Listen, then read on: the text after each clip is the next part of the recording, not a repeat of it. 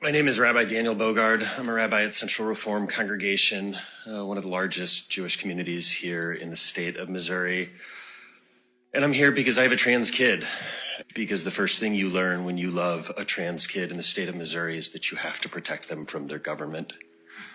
Jews have a long history of looking at gender very differently than many of our Christian neighbors do, as we heard from the bill sponsor who testified herself that this bill is inspired by her very specific Christian faith.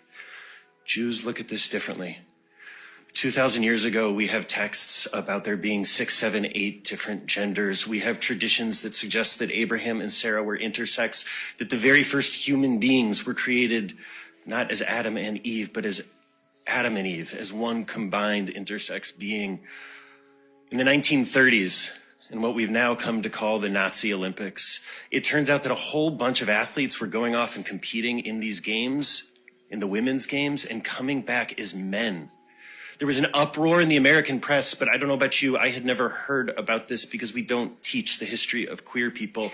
In fact, we only know this story because an old Jewish man in Brooklyn wrote in the 1930s in a letter to the editor in Yiddish, telling a story about a Jew who transitioned in the 1800s in Ukraine in the shtetl and was accepted and embraced and married off to Rachel and was treated like a human being.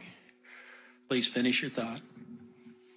If we don't teach queer history, if we don't teach that there have always been trans people, then every time in every generation it seems new and scary, and we are setting our kids up for narrow, bigoted, tiny lives and not giving them the education that every Missouri child deserves.